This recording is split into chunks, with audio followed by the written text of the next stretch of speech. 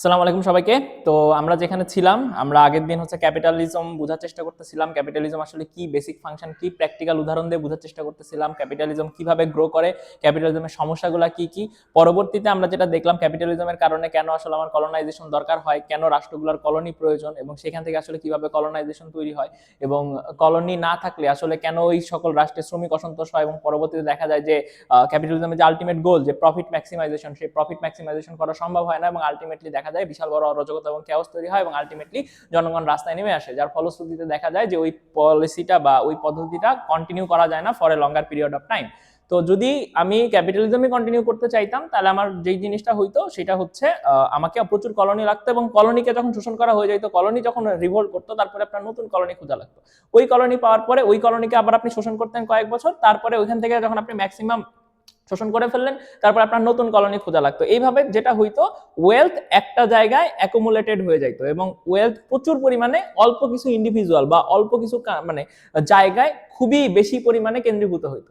তো এইটাই হচ্ছে ক্যাপিটালিজমের মূল সমস্যা, যে ক্যাপিটালিজম আসলে মানে আয় বৈষম্য সৃষ্টি করে, এবং সমাজে যারা আসলে মানে মানে there are two things, one is haves and have not. তো সমাজের যারা হ্যাভ নট আছে তাদের কাছ থেকে আরো সবকিছু নিয়ে যাদের মানে যারা হ্যাভ, তাদেরকে আরো অনেক বেশি ধনী করে, এবং এই ধনী করার একটা লিমিট আছে, সেটা হচ্ছে যে ওই মানে ইকোনমিতে যে পরিমাণ প্রোডাকশন করা সম্ভব তার সবটাই যদি প্রায় 90 বা অ্যাবভ 90% যদি অল্প গুটি কতক মানুষ 1% বা 5% মানুষের হাতে চলে যায়, এবং বাকি 95% মানুষের কাছে যদি দেখা যায় যে 1%-এর মতো সম্পত্তি থাকে, তখন আসলে ওই সোসাইটিটা প্রপারলি ফাংশন করতে পারে না।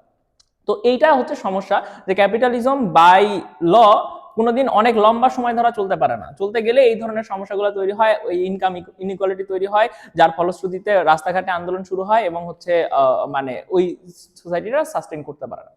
এখন এইটারই কাউন্টার ন্যারেটিভ হিসেবে কার্ল মার্কস সর্বপ্রথম যে জিনিসটা নিয়ে আসার চেষ্টা করলো, সে আসলে ক্যাপিটালিজমের ক্রিটিক করলো, যে কেন আসলে ক্যাপিটালিজম জিনিসটা ফাংশন করে না, ক্যাপিটালিজমের সমস্যাগুলো কি, এবং ক্যাপিটালিজমের এগেনস্টে আসলে কি তৈরি হইতে পারে, এই ব্যাপারে সে একটা ধারণা দিল।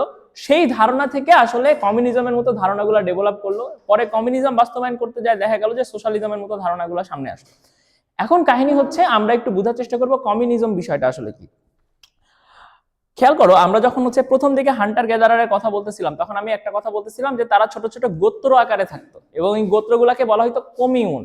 ঠিক আছে, সেই এক একটা কমিউন, ওই কমিউন থেকেই কমিউনিজম আসছে। তাহলে ওই কমিউনের একটা খুব ভালো বৈশিষ্ট্য কি ছিল, যে ওই সোসাইটি অ্যাজ এ হোল বা ওই হান্টার গ্যাদারার গোত্রটা দিন শেষে বা সপ্তাহ শেষে যা মানে তারা ইয়া করতো, মানে তুলে নিয়ে আসতো বা হচ্ছে দখল করতো, হইতে পারে সেটা হচ্ছে কোনো পশুকে মারলো, তার মাংস নিয়ে আসলো, অথবা কোনো ফল ফলাদি, অথবা কোনো এগ্রিকালচারাল প্রোডাক্ট, এনিথিং, সেটা তারা হান্টিং অ্যান্ড গ্যাদারিং করে নিয়ে আসতো। নিয়ে আসার পরে যেটা হইতো, তারা স্তূপ আকারে জমা করতো, এবং তাদের গোত্রে যদি 30 জন থাকে, 30 জনের মধ্যে সমভাবে বন্টন করে দিত। অর্থাৎ সকল সম্পত্তির মালিক আসলে সবাই, এবং সবার মধ্যে ইকুয়াল ডিস্ট্রিবিউশন হইতো। এটা যেহেতু একটা ছোট্ট ইউনিট, তাদের মধ্যে সুন্দর মতো জিনিসটাকে ডিস্ট্রিবিউট করা সহজ ছিল। কিন্তু যখন এই যে মডার্ন রাষ্ট্র বা মডার্ন হচ্ছে স্টেটগুলার কথা চলে আসে, বিশেষ করে রাজ্য শাসিত, যেখানে লাখ লাখ মানুষ বসবাস করে একজন রাজার অধীনে, বা পরবর্তীতে যখন নেশন স্টেট তৈরি হইলো, যেখানে আসলে প্রচুর পরিমাণ মানুষ বসবাস করে, এখন এদের মধ্যে আসলে কিভাবে জিনিসটাকে ডিস্ট্রিবিউট করা যায় কি যায় না, এইটা নিয়ে আসলে তারা ধারণা তৈরি করলো। সো ক্যাপিটালিজমের থেকে কমিউনিজমের প্রথম পার্থক্য, কমিউনিজম আইসা বললো যে ওই রাষ্ট্রের যত কিছু উৎপাদন হয়, সকল প্রোডাক্ট বা সকল মিনস অফ প্রোডাকশন বা সকল সম্পত্তির আলটিমেট মালিক হচ্ছে কে? রাষ্ট্র। ঠিক আছে, স্টেট। স্টেট হইল 100% মিনস অ্যান্ড প্রোডাকশনের মালিক। এখন রাষ্ট্র তো পুরা সবকিছুর মালিক, তাহলে রাষ্ট্র আসলে কি? জনগণের দ্বারাই তৈরি হওয়া, এবং জনগণের ভোটে বা জনগণের থ্রু আমরা হচ্ছে ইয়া করবো। তাহলে প্রথমে আমরা আসলে কমিউনিজম ধারণাটা বুঝি। কমিউনিজম বলতেছে, যেমন ধরো খুবই সিম্পল ভাবে চিন্তা করলে, বাংলাদেশের মাথা পিছু আয় কত? বাংলাদেশের মাথা পিছু আয় বর্তমানে $820। $820কে তুমি কনভার্ট করো, তাহলে বাংলাদেশের মাথা পিছু আয় বাংলা টাকায় হিসাব করলে ধরো 3 লাখ সামথিং ধরে নিলাম। বাংলাদেশের মাথা পিছু আয় বর্তমানে হচ্ছে 3,20,000 টাকা প্লাস মাইনাস। ওকে, এখন 3,20,000 টাকা। এখন চিন্তা করো, এটা কিন্তু পার পারসন, অর্থাৎ আমাদের দেশের যে টোটাল জিডিপি, সেই জিডিপি বা গ্রস ন্যাশনাল ইনকাম, জিএনআই যেটা, সেই গ্রস ন্যাশনাল ইনকামকে টোটাল পপুলেশন দিয়ে ভাগ করলে যেটা পাওয়া যায় সেটা হচ্ছে এইটা।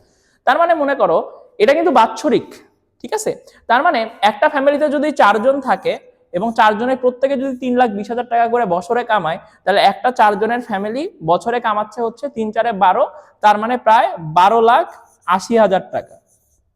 ঠিক আছে, 12,80,000 টাকা,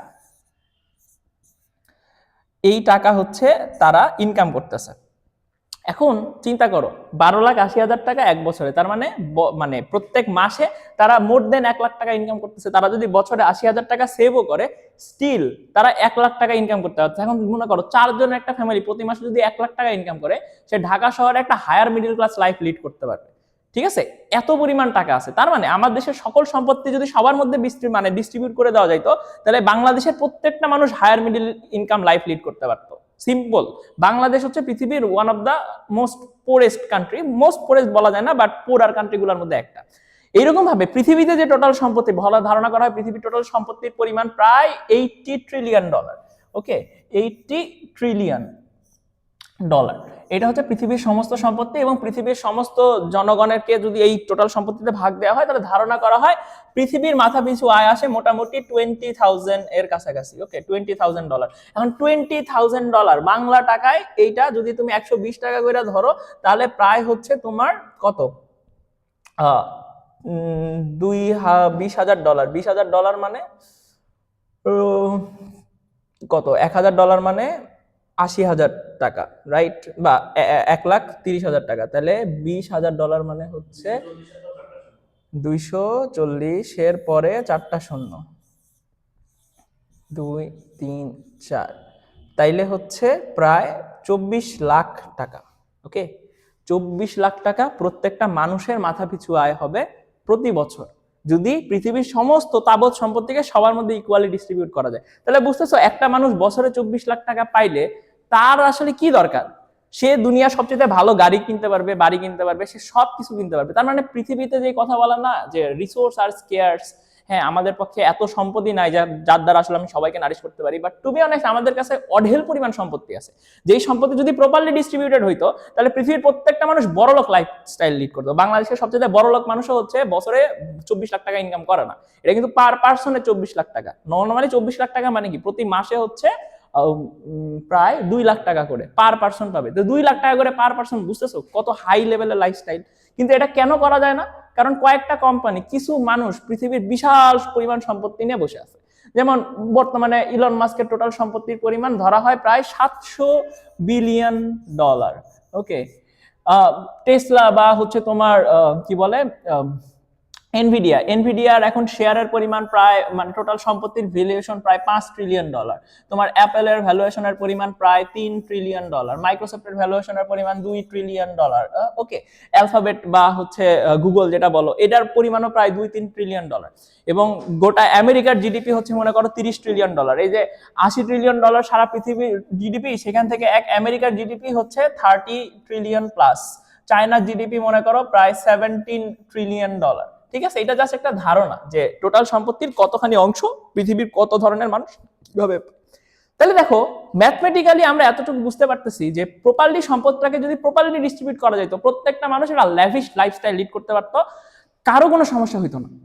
তাহলে আমরা এটা কেন করতে পারতেছি না? ওকে, এটার মূল কারণ হচ্ছে আমরা আসলে ক্যাপিটালিজমে বিশ্বাসী, এবং ক্যাপিটালিজমের থ্রু আসলে আমরা আমাদের ইকোনমিটাকে রান করি মেজরিটি।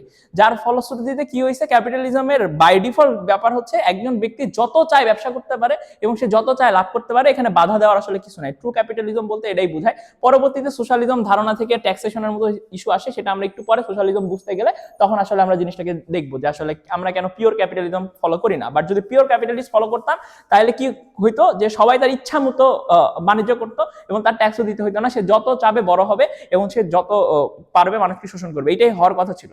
কিন্তু আলটিমেটলি মার্কেটে আমরা সেটা দেখি না। এখন যেটা হইলো, কমিউনিস্ট ধারণা দিল, তাহলে ঠিক আছে, তাহলে আমরা ছোট্ট একটা ইউনিট থেকে শুরু করি যে বাংলাদেশের টোটাল জিডিপি হচ্ছে বর্তমানে ধরো $450 বিলিয়ন। ওকে, এই 450 প্লাস মাইনাস বিলিয়ন ডলার হচ্ছে বাংলাদেশের টোটাল জিডিপি। তাহলে বাংলাদেশ একটা কমিউনিস্ট রাষ্ট্র হতে চায়, তাহলে বাংলাদেশ কমিউনিস্ট রাষ্ট্র হতে চাইলে কি হবে, এই টোটাল সম্পত্তি বাংলাদেশে যত ল্যান্ড আছে, যত শিল্প প্রতিষ্ঠান আছে, যত স্কুল কলেজ আছে, যা যা means of production and total production যা কিছু আছে, এই সব কিছু আসলে কে পাবে? বাংলাদেশ গভর্নমেন্ট পাবে। ওকে, তাহলে বাংলাদেশ গভর্নমেন্ট আসলে এই সব কিছুর মালিক। নাও এখন বাংলাদেশ গভর্নমেন্ট যদি আসলে সবকিছুর মালিক হয়, অর্থাৎ এই টোটাল সম্পত্তির মালিক বাংলাদেশ গভর্নমেন্ট, বাংলাদেশ গভর্নমেন্টের আন্ডারে টোটাল পপুলেশনের পরিমাণ ধরে নাও প্রায় প্লাস মাইনাস 17 কোটি। তাহলে এই যে 17 কোটি জনসংখ্যা আছে, ওকে, তাহলে টোটাল সম্পত্তি হচ্ছে 450 বিলিয়ন ডলার এবং টোটাল জনসংখ্যা হচ্ছে 17 ক্রোর প্লাস মাইনাস, ওকে। এখন যেটা হইলো সেটা হচ্ছে এই সরকার তাহলে কি হবে, সকল ইউনিভার্সিটি, সকল স্কুল কলেজ, সকল বাসা বাড়ি, হ্যাঁ, সকল জমি সবকিছুর মালিককে রাষ্ট্র। এখন সে কি করে দিবে, রাষ্ট্র রাষ্ট্রের পছন্দ মতো ভাগ করে দিতে পারে। প্রথম দিকে কমিউনিস্ট কান্ট্রিতে এরকম হবে যে যার আমার যা যা দরকার, যে হ্যাঁ আমার এই পরিমাণ হচ্ছে সায়েন্টিস্ট দরকার, আমার এই পরিমাণ ডাক্তার দরকার, আমার এই পরিমাণ ইঞ্জিনিয়ার দরকার, আমার এই পরিমাণ হচ্ছে কৃষক দরকার, যত ধরনের আসলে মানে তৈরি করা যায়, কর্মক্ষেত্র তৈরি করা যায়, সকল কর্মক্ষেত্র তৈরি করবে কে, ওই সরকার। সকল সম্পত্তির মালিকও সে, সকল কর্মক্ষেত্রের মালিকও সে তখন অ্যালোকেট করে দিবে যে আমার এতগুলা দরকার, এতগুলা দরকার, এতগুলা দরকার, ঠিক আছে। সেই ওয়াইজ প্রত্যেকটা মানুষ অ্যাকচুয়ালি ওই সেক্টরগুলোতে কাজ করবে, ঠিক আছে, এবং সরকার যেটা বলবে সেই ওয়াইজ কাজ করবে। তাহলে আলটিমেটলি ইকোনমিটা আসলে কোন দিকে কেন্দ্রীভূত, সরকারের দিকে কেন্দ্রীভূত, এবং সরকারই আসলে প্রত্যেকটা জিনিসকে চালাচ্ছে, সরকারের কথা ওয়াইজ প্রত্যেকটা জিনিস চলতেছে, এবং প্রত্যেকটা মানুষ কি সরকারের বাধ্যবাধকতা মেনে চলতেছে। বিনিময়ে সরকার তাকে কি দিচ্ছে, তোমার যে চাহিদা, তোমার যে বেতন, সেই জিনিসটা সরকার তোমাকে দিবে। এবং এই ক্ষেত্রে যেটা হয় যে আসলে ইনকাম ইনইকুয়ালিটি জায়গা থাকে না, প্রত্যেককে সমপরিমাণ জিনিস দেয়া হয়। মানে নর্মাল একটা কমিউনিস্টিক ধারণায় যে ইকুয়ালিটিতে যারা বিশ্বাস করে যে তুমি যাই করো না কেন, হইতে পারে তুমি একজন সুইপার, তুমি সুইপিং এর কাজ করো, আরেকজন হইতে পারে ডাক্তার, কিন্তু দুইজনকে তারা ইকুয়ালি ট্রিট করবে। ওই সুইপারকে তারা যেরকম লেভেলের বেতন দিবে, ওই ডাক্তারকেও তারা সেরকম লেভেলেরই বেতন দিবে, ঠিক আছে। এইটার মূল যে জায়গাটা আসে, ওদের একটা কথা আছে, সেটা হচ্ছে প্রত্যেকের চাহিদা ওয়াইজ নেবে এবং প্রত্যেকের ইচ্ছা ওয়াইজ কাজ করবে। এটা হচ্ছে কমিউনিজমের একটা আলটিমেট ভার্সন, ঠিক আছে। এবং এইটাকে যদি তুমি চিন্তা করো, ইটস কাইন্ড অফ একটা জান্নাতি দুনিয়ার কথা বলতেছে। হ্যাঁ, জান্নাতি দুনিয়ায় আমি আমার ইচ্ছা মতো, আমার যা যা লাগবে আমি সবকিছু নিব এবং আমি আমার ইচ্ছা মতো কাজ করবো। তো কার্ল মার্কস বলে যে এই যে ক্যাপিটালিজম হচ্ছে, তারপরে আস্তে আস্তে সোশ্যালিজম হবে, তারপর আস্তে আস্তে একটা কমিউনিজমের দিকে আমরা পৌঁছে যাবো, এবং সে বিশ্বাস করে এই জিনিসটা অর্গানিক হবে। অর্থাৎ একটা সময় আমরা আসলে কমিউনিজমের দিকেই ধাবিত হচ্ছি, ঠিক আছে। আমরা প্রথমে ক্যাপিটালিস্ট ছিলাম, সেখান থেকে আস্তে আস্তে আমরা কি করলাম, ট্যাক্সেশন করলাম, সেখান থেকে সোশ্যালিস্ট ডেমোক্রেটিক পলিসি নিয়ে আসলাম, আস্তে আস্তে আমরা ওয়েলফেয়ার ক্যাপিটালিজমের দিকে যাচ্ছি, এবং একটা পর্যায়ে আমরা আসলে কমিউনিজমে যাই পৌঁছাবো। এবং যেটার একটা ধারণা তোমরা চিন্তা করতে পারো যে এখন যেটা বলা হয় যে এআই এর আবিষ্কারের পরে, রোবোটিক্সের বিকাশ লাভের পরে, এখন ভবিষ্যতে তো মানুষ আর জব করবে না, তাহলে টোটাল প্রোডাকশন আসলে কে করবে, রোবট এন্ড সো অন, সকল মেশিনারিজ করবে। এবং তাহলে টোটাল ইউনিট অফ প্রোডাকশনে মানুষের আর কোনো ইনভলভমেন্ট নাই, সবকিছুই অটোমেটিক ভাবে হচ্ছে। যদি হয় তখন আলটিমেটলি ওই সমস্ত সম্পত্তি যদি আমরা ইকুয়ালি সবার মধ্যে ডিস্ট্রিবিউট করি, ওই ওয়ার্ল্ডটা কিন্তু একটা কমিউনিস্ট ওয়ার্ল্ডের মতোই সাউন্ড করে, ঠিক আছে। এবং এইটাই ধারণা হয় যে এটা হচ্ছে ভবিষ্যতে, কিন্তু এখন আমরা ভবিষ্যৎ দেখি নাই, এবং আরো কি হবে আমরা জানি না, অনেক কিছুই হইতে পারে, বাট এটা একটা তার ক্যালকুলেশন। এখন ওই জায়গা থেকে যেই জিনিসটা আসে সেটা হচ্ছে যে প্রত্যেকের ইচ্ছা মতো, চাহিদা মতো নিবে এবং প্রত্যেকের ইচ্ছা মতো কাজ করবে।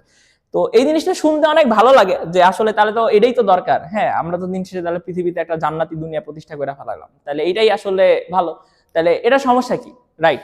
কমিউনিজমের তো আসলে কোনো প্রবলেম আমরা দেখতে পাইতেছি। এখন সমস্যা হচ্ছে কমিউনিজমের কয়েকটা প্রবলেম তোমাকে বুঝতে হবে যে কেন কমিউনিজম এজ এ ধারণা হিসাবে পারফেক্ট না, ওকে। কমিউনিজমের প্রথম ধারণা হচ্ছে, কমিউনিজম বিশ্বাস করে যে প্রত্যেকটা মানুষ এই জিনিসটা আসলে খুব সুন্দর মতো অ্যাডপ্ট করে নেবে। বাট দ্য প্রবলেম ইজ প্রত্যেকটা মানুষ আসলে অনেক বেশি গ্রিডি, প্রত্যেকটা মানুষের মধ্যে অহংকার আছে, প্রত্যেকটা মানুষ আরেকজনের প্রতি জেলাস, সে আসলে অন্যের ভালো সহ্য করতে পারে না। এখন ধরো বাই ডেফিনেশন এরকম হবে, একটা মানুষ সে হচ্ছে খুবই কুইরা টাইপের মানুষ, ঠিক আছে, সে আসলে খুব বেশি পরিশ্রম করতে চায় না, অলস। এখন সে চিন্তা করে আমার খাইতে অনেক ভালো লাগে, সে বার্গার অনেক পছন্দ করে, তাহলে তার ডেইলি ডিমান্ড হচ্ছে সে দিনে মনে করো 5টা করে বার্গার খাবে, ওকে, 5 পিস অফ বার্গার খাবে সে, এবং সে দিনে 1 ঘন্টা কাজ করবে, ঠিক আছে, মাত্র 1 আওয়ার কাজ করবে, এটা তার চয়েস, 1 ঘন্টা সে কাজ করবে। আরেকটা মানুষ অন দ্য আদার হ্যান্ড, সে হইতে পারে যে আসলে তার ফিজিক্যাল নিড অনেক বেশি না, সে খাইতে অনেক বেশি পছন্দ করে না, তার ইচ্ছা হচ্ছে সে দিনে 2 প্লেট ভাত খাবে, ওকে, এটা তার চাহিদা, দিনে 2 প্লেট ভাত সে খাবে, ওকে। এবং সে দিনে 8 ঘন্টা কাজ করবে, সে মনে করো রিসার্চার হইতে চায়, সে প্রচুর পরিশ্রম করে, দিনে 8 ঘন্টা সে কাজ করবে। এখন মজার ব্যাপার হচ্ছে এই 5 প্লেট বার্গার বা 5 পিস বার্গার, এটা হচ্ছে তার নিড, এবং এই 1 আওয়ার ওয়ার্ক করা এটা হচ্ছে তার চয়েস, ওকে, তার ইচ্ছা আমি এতখানি কাজ করব। এর 8 ওয়ার্ক কাজ করা এটা হচ্ছে ওর চয়েস, এবং সে 2 প্লেট ভাত খাওয়া এটা হচ্ছে তার নিড। এখন যেটা হবে, সে 8 ঘন্টা কাজ করে 2 প্লেট ভাত পাবে, আর এ 1 ঘন্টা কাজ করে 5টা বার্গার পাবে, ঠিক আছে। এটা তো শুধুমাত্র খাওয়া দাওয়ার ক্ষেত্রে না, যে কোনো ক্ষেত্রে। একজনের ঘোরার অনেক শখ আছে, সে তার ইচ্ছা মতো ঘুরবে, আরেকজনের ঘুরতে ভালো লাগে না, সে দেখা যাবে যে রুমের মধ্যে পড়ে থাকে, সারাদিন বই পড়বে। এন্ড প্রবলেম হচ্ছে এই জিনিসটা আপাত দৃষ্টিতে দেখতে অনেক ভালো লাগে, কিন্তু একটা সময় পরে সোসাইটিতে এরকম একটা নর্ম তৈরি হয় যে আল্লাহ কি দরকার এত পরিশ্রম কর, পরিশ্রম করলেও দিন শেষে আমি যা পাবো, পরিশ্রম না করলেও আমি দিন শেষে তাই পাবো, কারণ রাষ্ট্র আমাকে তো মানে এটা প্লেজ করছে যে তোমার যা দরকার তুমি তাই নিবা। তাহলে আস্তে আস্তে সবাই কি চিন্তা করে যে ঠিক আছে এত পরিশ্রম করে কি হবে, আমি প্রথম দিন অনেক পরিশ্রম করলাম, এখন চলো আমি একটু ঘুরে ফিরে বেড়াই, আমি আসলে অনেক বেশি এনজয় করি, অনেক খাবার খাই, অনেক দামি দামি পোশাক পরি, অনেক ভালো ভালো জিনিস করি, কারণ রাষ্ট্র আমাকে দিবে। এখন প্রবলেম হচ্ছে এই জিনিসটা যখন হবে এবং মেজরিটি মানুষই যখন মানে কনজিউমার বেশি হয়ে যাবে রাদার দেন প্রডিউসার। কেন? প্রথম দিকে সবাই প্রডিউসার কনজিউমারের জিনিসটা ভালো ছিল, বাট উইথ টাইম মানুষ আস্তে আস্তে অলস হবে, আরেকজনের দেখে আসলে কি লালাইতে হবে। আমরা কিন্তু আসলে যেটা হয় যে আরেকজনের যখন ভালো দেখি তখন মনে হয় আমিও যদি জিনিসটা করতে পারতাম, ঠিক আছে, এইভাবে আসলে যে বলে না স্বভাব নষ্ট হয়ে যায়, তো এরকম ভাবে মানুষের আসলে অ্যাকচুয়ালি স্বভাব নষ্ট হয়ে যাবে। এখন স্বভাব নষ্ট হলে সমস্যা কি? ডাউন দ্য রোড 3 বছর রাষ্ট্রের আসলে কথা কি ছিল, সবাই ইচ্ছা মতো যখন কাজ করবে তাহলে প্রচুর প্রোডাকশন হবে, ওই প্রোডাকশন থেকে আমি সবার মধ্যে ভাগ করে দেব। প্রথম দিকে তাই হচ্ছিল, কিন্তু ডাউন দ্য রোড 2 বছর 3 বছর 5 বছর ম্যাক্সিমাম মানুষ এখন কুড়া হয়ে গেছে, ম্যাক্সিমাম মানুষ কাজ করতে চায় না, তারা কোনো ধরনের প্রোডাকশনে কাজ করতে চায় না, তারা জাস্ট খাইতে চায়, তারা জাস্ট ভোগ করতে চায়, এবং এই জিনিসটার মধ্যে তারা একদম ইনগ্রোস হয়ে গেছে। তখন আলটিমেটলি কি হবে? আপনার যে টোটাল প্রোডাকশন ছিল, আপনার টোটাল জিডিপি ধরেন বছরে $450 বিলিয়ন ছিল, যেখানে সারাদিন মানুষ আসলে কুত্তার মতো হাড়ভাঙা পরিশ্রম করে, 3 বছর পরে আপনার জিডিপি হয়ে গেল মনে করেন $300 বিলিয়ন। এবং আপনার চাহিদা আগে মনে করেন ছিল হচ্ছে সে $550 বিলিয়ন আপনার চাহিদা ছিল সাধারণ মানুষের, এখন যেহেতু বেড়ে গেছে, এখন বেড়ে হয়ে ধরেন $800 বিলিয়ন হয়ে গেছে। কেন? কারণ আপনার চাহিদা বেড়ে গেছে, আপনি কনজিউম বেশি করতে চান এবং আপনি উৎপাদন বেশি করতেছেন। এখন তাহলে দেখো $300 বিলিয়ন উৎপাদন থেকে তুমি কি $800 বিলিয়ন চাহিদাকে পূরণ করতে পারবা? পূরণ করতে পারবা না। এই জায়গায় আসলে কমিউনিজমটা ফেইল করে, যে না এই জিনিসটা প্রথম দিকে খুব ভালো মতো চললো, লং টার্মে জিনিসটা চলে না, কারণ আমরা ধরে নিছিলাম যে আসলে উইথ টাইম মানুষ আরো প্যাশনেট হবে, মানুষ আরো কাজ করবে, মানুষ আসলে আরো ভালো মানুষ হবে, ইম্প্যাথেটিক হবে, জেলাস হবে না, গ্রিডি হবে না, হ্যাঁ অন্যকে কাজ করতে দিবে, হ্যাঁ নিজে বিভিন্ন প্যাশন খুঁজে পাবে, বিভিন্ন জিনিস করবে, সে কনজিউমারিজমে পছন্দ করবে না, কিন্তু এটা হয় না এবং উল্টাটা দেখা যায়। তখন আলটিমেটলি যে জিনিসটা হয় সেটা হচ্ছে মার্কেট থেকে কম্পিটিশন জিনিসটা হারায় যায়, মার্কেটে আরেকজন আরেকজনের ভালো মানে দেখতে পারে না এবং সবাই আসলে অনেক বেশি শান্তিপ্রিয় হওয়ার চেষ্টা করে এবং আলটিমেটলি প্রোডাকশন কাজ করে না। তখন কি হয়? গোটা ইকোনমিক সিস্টেম ফেইল করে। So by default communism systematically, আমি যদি কমিউনিজম প্রতিষ্ঠা করতে যাই, এটা তখনই পসিবল যদি প্রত্যেকটা মানুষ আসলে নিজের থেকে ইনার মোটিভেশন নিয়ে কাজ করে, প্রত্যেকটা মানুষ আসলে সিস্টেমটা বোঝে, প্রত্যেকটা মানুষ নিজের সাধ্য মতো কাজ করতে চায়। ওই যে বলে না ওয়ার্কহলিক মানুষ দিয়ে যদি সারা পৃথিবী ভরে যাইতো তাহলে কমিউনিজম কাজ করতো। কিন্তু কোনোভাবে যদি ওয়ার্কহলিক মানুষের যদি আসলে নেচারটা চেঞ্জ হয়ে যায় এবং তারা যদি আসলে কমফোর্ট লাভিং মানুষ হয়ে যায়, তখনই আর কমিউনিজম জিনিসটা কাজ করবে না। এখন এই জিনিসটা তো আমরা বুঝতেছি যে আসলে কমিউনিজম কেন কাজ করে না, কারণ সে মার্কেট থেকে কম্পিটিশন বা সেন্স অফ কম্পিটিশনের ধারণাটাকে তুলে ফেলে। ওকে, যাই হোক, এখন তাহলে আমি তো মানে কমিউনিজম বাস্তবায়ন করতে পারবো না, বা কমিউনিজম কিভাবে বাস্তবায়ন করতে হয় এটার অনেক রকমের ব্যাপার আছে। যখন আমরা আসলে এটার পলিটিক্যাল দিকটা নিয়ে কথা বলবো, পলিটিক্যাল ডেভেলপমেন্ট, হিস্টোরিক্যাল ডেভেলপমেন্ট পড়বো, তখন আসলে কেন কমিউনিজম বাস্তবায়ন করা গেল না, কি কি সিস্টেমেটিক ফেইলিয়ার ছিল, রাষ্ট্র কিভাবে গঠন হয়, ওয়ান পার্টি স্টেট বলতে আসলে কি বোঝায়, communist party, Chinese communist party, Russian communist party, এগুলোর মধ্যে পার্থক্য কি, এগুলো নিয়ে আমরা কথা বলবো। বাট এখন আমাদের মেইন উদ্দেশ্য হচ্ছে ইকোনমি নিয়ে কথা বলা। এখন কাহিনী হচ্ছে তাহলে কমিউনিজম তো বাস্তবায়ন করা গেল না, তাহলে এখন ও একটা নতুন ধারণা দিল, সেটা হচ্ছে সোশ্যালিজম। ঠিক আছে, সোশ্যালিজম হচ্ছে আমি ক্যাপিটালিস্ট ছিলাম, ক্যাপিটালিস্ট থেকে আমি কমিউনিস্ট হব। ঠিক আছে, ক্যাপিটালিস্ট থেকে কমিউনিস্ট হব, তার মাঝখানের যে টাইমটা, এই টাইমটা হচ্ছে আমি সোশ্যালিজম ফলো করব। অর্থাৎ সোশ্যালিজমের থ্রু ক্যাপিটালিস্টের থেকে আমি কমিউনিস্ট হব। কি কথা ছিল, আমরা যদি মানুষকে এইরকম মানুষ বানাইতে পারি যারা আসলে অনেক বেশি নীতিবান, যারা হচ্ছে সৎ, যারা অন্যের প্রতি গ্রিডি না, যারা অন্যকে অপছন্দ করে না, অন্যের সাকসেস থেকে জেলাস হয় না, এইরকম একটা সোসাইটি যদি প্রতিষ্ঠা করি তাহলে কমিউনিজম ফাংশন করবে। তাইলে আমার কথা হচ্ছে মানুষের মধ্যে ইনার পরিবর্তন যদি আমি নিয়ে আসতে পারি, তাহলে still there is a chance যে আমি কমিউনিজম অ্যাকচুয়ালি কাজ করবো এবং কমিউনিজমই তো আমার আলটিমেট উদ্দেশ্য। তাহলে মানুষকে আমি কিভাবে হ্যাবিচুয়েটেড করাবো, কিভাবে মানুষের মধ্যে পরিবর্তন নিয়ে আসবো, তার ধারণা হিসাবে আসলো সোশ্যালিজম। সোশ্যালিজম বলে ঠিক আছে আমি জানি সোসাইটিতে একজন ডাক্তার হওয়া অনেক কষ্টের কাজ, সবাই ডাক্তার হইতে পারবে না, ডাক্তারের পরিশ্রম অনেক বেশি, ডাক্তারের সোসাইটিতে কন্ট্রিবিউশন অনেক বেশি। সে যদি 100টা রোগীর জীবন বাঁচাতে পারে, ওই 100টা রোগী কি করবে, সুস্থ দেহ নিয়ে ইউনিট অফ প্রোডাকশন হিসাবে আপনার সোসাইটিতে বা আপনার ইকোনমিতে কাজ করবে। আলটিমেটলি কি হবে, আপনার ইকোনমিতে ফলন বেশি হবে, ভালো হবে, দেশের প্রোডাক্টিভিটি বাড়বে। বুঝছো, ডাক্তার কিন্তু ডাইরেক্টলি করতেছে না, নিজে ইউনিট অফ প্রোডাকশন না, বাট সেই ইউনিট অফ প্রোডাকশনকে যদি সুস্থ করতে পারে, সে কিন্তু একসাথে 100 জনকে সুস্থ করাইতে পারে। তার মানে কি, 100 জন অসুস্থ মানুষের চাইতে 100 জন সুস্থ মানুষ ইকোনমিতে অনেক ভালো প্রোডাক্টিভিটি দেখাইতে পারে না? তাহলে এটা ডাক্তারকে তুমি ওই যে নোবেল প্রফেশনের জায়গা থেকে না, ডাক্তারকে প্রোডাক্টিভ প্রফেশন থেকে চিন্তা করো, যে একজন ডাক্তার ইকোনমিতে যে পরিমাণ পজিটিভ ভূমিকা রাখতে পারে, একজন সুইপার সে কিন্তু ইকোনমিতে ওই পরিমাণ প্রোডাক্টিভিটি রাখতে পারে না। কারণ সে দিন শেষে একটা নালাই সাফ করবে বা দুইটা নালাই সাফ করবে একদিনে, তার বেশি তো সে করতে পারবে না, কারণ এটা তো মানে কি বলবো, লিমিটেশন, টেকনোলজিক্যাল লিমিটেশন, আমি পারবো না। তখন সে চিন্তা করলো, এবং সুইপারের কাজ মানে যে কেউ পারে আসলে, এটা যেহেতু কায়িক পরিশ্রমের ব্যাপার, এখানে কোনো মানে তোমার হাইলি মেরিটোরিয়াস হওয়া লাগবে না, অনেক বেশি পড়াশোনা জানা লাগবে না, এটা যে কেউ পারে যারা আসলে মোটামুটি ফিজিক্যাল ফিটনেস আছে। তখন সে বললো ঠিক আছে, আমি তাহলে সুইপারকে যে বেতন দিব, ধরো সুইপারকে যদি আমি 1x বেতন দেই, তাহলে আমি ডাক্তারের বেতন দিব হচ্ছে 10x। কোনোভাবেই আপনার সোসাইটিতে লোয়েস্ট ইনকাম এবং হাইয়েস্ট ইনকামের মধ্যে যে ডিসপ্যারিটি, এটা অনেক বেশি হয়ে যাবে না। যেমন এখন যদি তুমি চিন্তা করো, গুগলের যে সিইও, ওকে, গুগলের যে সিইও, এই বেটা বেতন পায় মনে করো $100 মিলিয়ন, ওকে। আর যে মনে করো গুগলে হচ্ছে নর্মাল ওই যে রুম ঝাড়ু দেয়, ক্লিনার, ঠিক আছে, সেই ক্লিনার মনে করো মান্থলি পায় হচ্ছে সে $1000 ডলার।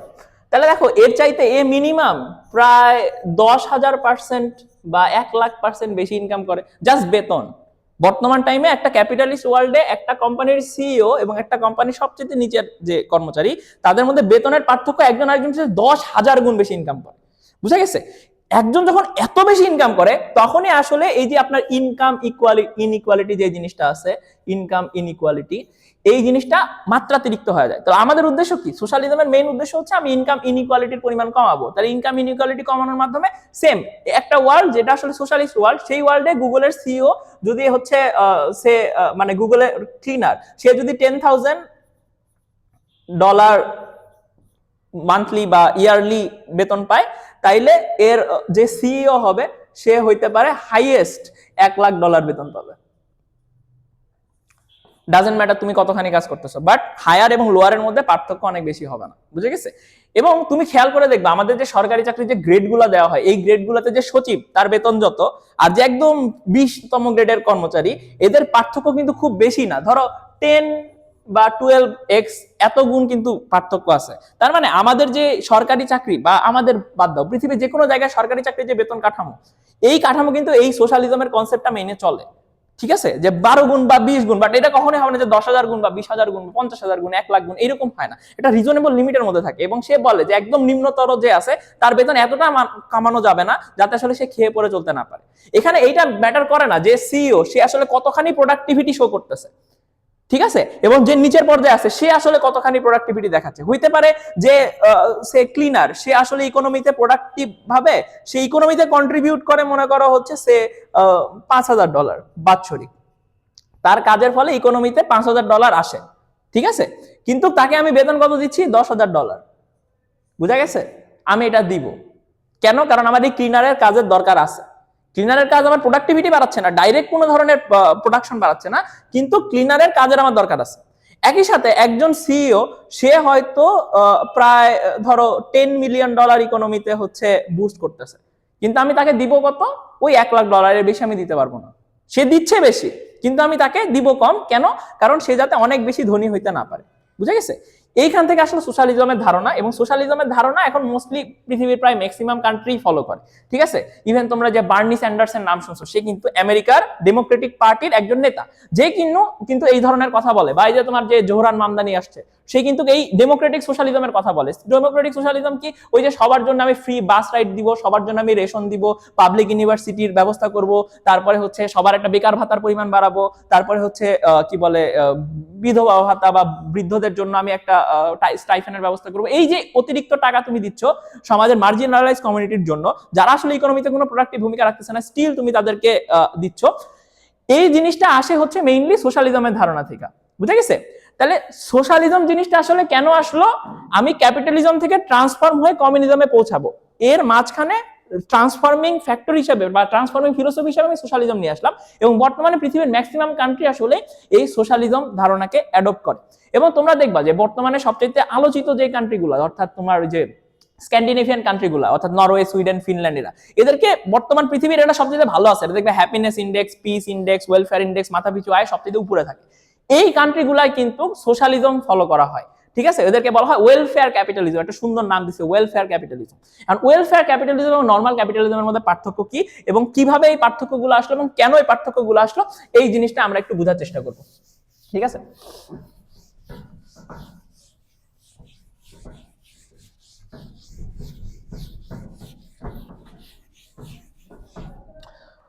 তো প্রথমে আমরা বুঝবো একটা নর্মাল ক্যাপিটালিস্ট কান্ট্রি, তারপরে আমরা বুঝবো একটা সোশ্যালিস্ট রিপাবলিক,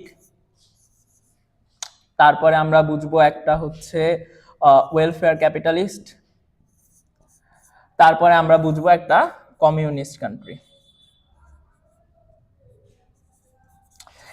এদের মধ্যে পার্থক্য কি? একটা ক্যাপিটালিস্ট কান্ট্রিতে, একটা পিওর ক্যাপিটালিস্ট কান্ট্রিতে ট্যাক্সেশন বা ট্যাক্স এটার পরিমাণ হচ্ছে 0। কোনো কোম্পানি সরকারকে কোনো ধরনের ট্যাক্স দিবে না, ঠিক আছে? একটা সোশ্যালিস্ট রিপাবলিকে তোমার ট্যাক্সের পরিমাণ যথেষ্ট বেশি, ধরে নাও ট্যাক্সের পরিমাণ প্রায় 70 to 80%, 80% এখানে ট্যাক্সের পরিমাণ থাকবে সোশ্যালিস্ট রিপাবলিকে। আচ্ছা, আমি একটু জিনিসটা একটু উল্টা করে দেই, যদিও এইটার পরে এইটা আসছে, এইটা থেকে এইটা আসছে, বাট অ্যাকচুয়ালি আমার বুঝাইতে সুবিধা হবে। তাইলে এটা হচ্ছে ওয়েলফেয়ার ক্যাপিটালিজম, এটা হচ্ছে সোশ্যাল রিপাবলিক, সোশ্যালিজম ফলো করে এরকম একটা রিপাবলিক। এখন ওয়েলফেয়ার ক্যাপিটালিজমে নরওয়ে বা স্ক্যান্ডিনেভিয়ান কান্ট্রিগুলোতে ট্যাক্স রেট প্রায় 50% প্লাস, ওকে 50% প্লাস, কোনো কোনো ক্ষেত্রে 55%, কোনো কোনো ক্ষেত্রে 60%। অর্থাৎ প্রত্যেকটা মানুষ যা ইনকাম করে সেই ইনকামের প্রায় 50 থেকে 60% তারা গভর্নমেন্টকে ট্যাক্স দেয়, বুঝে গেছে?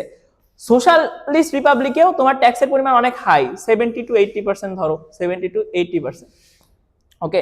এবং কমিউনিস্ট কান্ট্রিতে পাবলিকের কোনো টাকাই নাই, অর্থাৎ 100% পুরাটাই ট্যাক্স, এবং পুরাটাই আসলে কে পাবে? গভর্নমেন্ট পাবে, ঠিক আছে? তোমাকে যে বেতন দেওয়া হবে বা যে টাকা তোমাকে রেশন দেওয়া হবে, এই রেশন থেকে তুমি হচ্ছে তোমার মতো খাইতে পারবা, বাট এখান থেকে কেউ কেড়ে নিবে না, বাট তুমি যা প্রোডাক্ট করবা তার পুরাটাই তার। এখানে প্রাইভেট প্রপার্টি বা প্রাইভেট প্রপার্টির ধারণাই নাই। ক্যাপিটালিজমে অন দ্য আদার হ্যান্ড 100% কি? প্রাইভেট প্রপার্টি, ঠিক আছে? পাবলিক প্রপার্টি বইলা কিছু নাই। অ্যাকচুয়ালি পিওর ক্যাপিটালিজমে পাবলিক প্রপার্টি বইলা কিছু থাকবে না, যা কিছু করবে সব কিছু প্রাইভেট ওন প্রতিষ্ঠান করবে, ঠিক আছে? তাহলে ক্যাপিটালিজমে 100% পাবলিক প্রপার্টি, ওকে। ওয়েলফেয়ার ক্যাপিটালিজম এবং সোশ্যালিস্ট রিপাবলিক একটু মিক্সচার, বুঝে গেছে? ওয়েলফেয়ার ক্যাপিটালিজমে এই ব্যালেন্সটা একটু বেশি, অর্থাৎ এখানে হচ্ছে পাবলিক অ্যাসেট আর হচ্ছে প্রাইভেট অ্যাসেট, এটা রেশিও প্রায় 50% বা 60% এরকমের দিকে থাকবে, ঠিক আছে? সোশ্যালিস্ট রিপাবলিকে পাবলিক অ্যাসেটের পরিমাণ অনেক বেশি থাকবে, তুলনামূলক এর চাইতে বেশি থাকবে। সেম পাবলিক প্রাইভেট, এটার পরিমাণ ধরো 60 to 70 বা ইভেন 80% হইতে পারে। আর এটা কোনো প্রাইভেট প্রপার্টি নাই, ঠিক আছে? তৃতীয়ত একটা জিনিস বোঝা লাগবে যে তাহলে ক্যাপিটালিস্ট ওয়ার্ল্ডে আসলে তাইলে মানে জিনিসপত্রের প্রাইস কিভাবে নির্ধারিত হয়, ক্যাপিটালিস্ট ওয়ার্ল্ডে আসলে জনগণ কিভাবে শোষণ হবে না, যেটা আসলে আমরা পড়ানোর চেষ্টা করছিলাম যে অ্যাডাম স্মিথের ইনভিজিবল হ্যান্ড, কিভাবে দুইটা কোম্পানি যখন মার্কেটে আসবে তারা নিজেদের মধ্যে কম্পিট করে, কেন আসলে আমি একটা জিনিসের প্রাইস অনেক বেশি বানাইতে পারবো না, ঠিক আছে? এবং দুইজনের মধ্যে কম্পিটিশন, মানে সে ফর এক্সাম্পল একজন ধরো মার্কার নিয়ে আসলো, সে এসে বললো আমি মার্কার বেচবো, একটা মার্কারকে আমি 1000 টাকা দিয়ে বেচবো। আরেকজন সেম মার্কার নিয়ে আসলো, সে আইসা বললো কি আমি 100 টাকায় মার্কেটটা বেচবো। তাহলে সে যখন 100 টাকায় মার্কেটটা বেচবে, আরেকজন যখন 1000 টাকায় মার্কেট নিয়ে আসবে, সে বলতেই পারে তুমি ক্যাপিটালিস্ট, তুমি তোমার প্রোডাক্টের দাম যত খুশি তুমি দেখাইতেই পারো, কিন্তু জনগণ কি করবে? যেটা কম দামে সেটাই কিনবে। তাহলে আলটিমেটলি কি 1000 টাকার প্রোডাক্ট কেউ কিনতেছে না? এখন 1000 টাকার প্রোডাক্ট যখন কেউ কিনতেছে না, সে কি হয় তার দাম কমানো লাগবে মার্কেটে বেচার জন্য, অথবা তাকে মার্কেট থেকে আউট হয়ে যেতে হবে। তখন সেও কি $100 বিক্রি করে, তখন কি হয়? সবাই ওর প্রোডাক্টও কিনে, এর প্রোডাক্টও কিনে, ঠিক আছে না? সিমিলারলি আমি অনেক বেশি কমাইতে পারবো না, অর্থাৎ এটার তো একটা ইউনিট মানে কস্ট অফ প্রোডাকশন আছে। এটার কস্ট অফ প্রোডাকশন যদি সে $57 হয়, আমি $58 করলে 1 টাকা লাভ করতে পারি। $58 নিচে আমি যদি $55 বেচি, তাহলে কি প্রতিটা ইউনিট বেচতে গেলে আমার $2 করে লস হচ্ছে, যেটা আসলে ফিজিবল কিছু না। যদি আমরা দেখাইছি যে কিভাবে আসলে মনোপলি তৈরি হয়, ওই সময় কিভাবে লসে তারা বাণিজ্য করে, যারা আগে ভিডিওগুলো দেখেন নাই তারা ওই ভিডিওগুলোতে দেখবেন, তখন বুঝতে পারবেন। এখন আমরা যেখানে ছিলাম, এইখানে পাবলিক অ্যাসেট এবং প্রাইভেট অ্যাসেটের মধ্যে একটা জায়গা থাকে, ট্যাক্সেশনের একটা ব্যাপার থাকে, এবং এই প্রত্যেকটা জায়গায় আসলে যেটা হয়, যেমন একটা ক্যাপিটালিস্ট ওয়ার্ল্ডে আপনার হচ্ছে ধরেন এডুকেশন, তারপরে হচ্ছে হেলথ কেয়ার, তারপরে হচ্ছে পাবলিক ট্রান্সপোর্ট, তারপরে হচ্ছে মানে এনিথিং, যে কোনো প্রকার সেবা। হ্যাঁ, বা ধরেন আপনি হচ্ছে বিস্কিট কিনবেন বা রাইস কিনবেন, খাবার দাবার থেকে শুরু করে যত ধরনের যা কিছু আছে 100% কে করবে? Private ownership. ঠিক আছে, কোন একটা লোক থাকবে সে স্কুল দিবে, ঠিক আছে, কোন একটা লোক থাকবে সে কিনা একটা হাসপাতাল বানাবে, কোন একটা লোক থাকবে যে কি করবে হচ্ছে শিল্প প্রতিষ্ঠান বানাবে যেখানে আসলে ফুড ইন্ডাস্ট্রি তৈরি হবে, যেটার মাধ্যমে খাবার তৈরি হবে। যা কিছু লাগে আমরা সোসাইটিতে যা কিছু দেখি সব কিছু প্রাইভেট ওন কোম্পানি চলবে। পাবলিক বা সরকার থাকবে ওই ওয়ার্ল্ডে, কিন্তু সরকার কোনো ধরনের জিনিস ওন করবে না। সরকার যেটা করতে পারে সে রুলস এন্ড রেগুলেশন দিতে পারে। সরকারের কাজ তখন কি হবে? বিচার করা, যে হ্যাঁ ও ওর সাথে মারামারি করছে, ওর সাথে ওর কন্ট্রাক্ট ছিল, সে কন্ট্রাক্টটা মানে নাই, ওকে টাকা দেওয়ার কথা ছিল টাকা দেয় নাই, চুরি করছে, ডাকাতি করছে, বুঝছো, ডোমেস্টিক ভায়োলেন্স করছে, এই জিনিসগুলো বিচারের কাজ করবে সরকার। এবং সরকার চাইলে কি করতে পারে? নতুন আইন নিয়ে আসতে পারে, যে আপনার দেশে ইন্টারন্যাশনাল একটা কোম্পানি আইসা হচ্ছে ব্যবসা করবে, তাহলে ঠিক আছে ইন্টারন্যাশনাল কোম্পানির উপরে আমি বেশি ট্যাক্স আরোপ করে দিলাম যাতে আমার দেশের কোম্পানিগুলো ভালো মতো চলতে পারে। ঠিক আছে, তাহলে এই মানে পুরা ক্যাপিটালিস্ট একটা ওয়ার্ল্ডে যে গভর্নমেন্টের রোল থাকবে, গভর্নমেন্টের রোল কি? খুবই নেগলেজেবল। ঠিক আছে, মানে নাই বললেই চলে। এই ধরনের ওয়ার্ল্ডে বলা হয় একটা পিওর ক্যাপিটালিস্ট কান্ট্রিতে গভর্নমেন্টের আসলে কোনো রোল নাই, সোজা কথা। গভর্নমেন্টের কাজ হচ্ছে মোরাল পুলিশিং করা বা হচ্ছে ওই ইন্ডাস্ট্রিয়াল পুলিশিং করা, সে জাস্ট দেখবে যে কোনো ঝামেলা হচ্ছে কিনা। কিন্তু গভর্নমেন্টের কোনো প্রপার্টি নাই। যেমন বাংলাদেশে কি আছে? রেলওয়ে কি পুরাপুরি পাবলিক। তারপরে কি বাংলাদেশে প্রায় পাবলিক ইউনিভার্সিটি আছে। তারপরে কি বাংলাদেশে হচ্ছে বাংলাদেশ এয়ারলাইন্স, এটা কি পাবলিক, তাই না? সরকারি প্রতিষ্ঠান। আবার কি প্রাইভেটও আছে, তাই না? বিআরটিসি কি পাবলিক বাস। আবার কি নরমাল যে শামিম টামিম এনা টানা দেখে এগুলা কি প্রাইভেট বাস। তাহলে বাংলাদেশ কি একটা মিশ্র অর্থনীতির দেশ, যেখানে কি পাবলিক ওনারশিপ আছে, প্রাইভেট ওনারশিপ আছে, পাবলিক ইউনিভার্সিটি আছে, প্রাইভেট ইউনিভার্সিটি আছে। বাট একটা পিওর ক্যাপিটালিস্ট ওয়ার্ল্ডে কোনো পাবলিক ইউনিভার্সিটি বলে কোনো জিনিস নাই, কোনো জিনিস সরকার দিবে না, সবাই মিলে কাজ করবে। ঠিক আছে, ওয়েলফেয়ার ক্যাপিটালিস্টে অন দ্য আদার হ্যান্ড, সেটা হচ্ছে তুমি যে টাকা ইনকাম করবা তার এই যে প্রায় 50% বা 60% তুমি পুরাটাই কি করে দিবা? ট্যাক্সে দিয়ে দিবা। এবং বাকি যে 50% থাকে, সে বাকি যে 50% আছে, এই ক্ষেত্রে ধরো তোমার 60% ট্যাক্স দেওয়ার পরে তোমার যে পরিমাণ টাকা থাকে, এইখানে তুমি ক্যাপিটালিজম ফলো করতে পারো।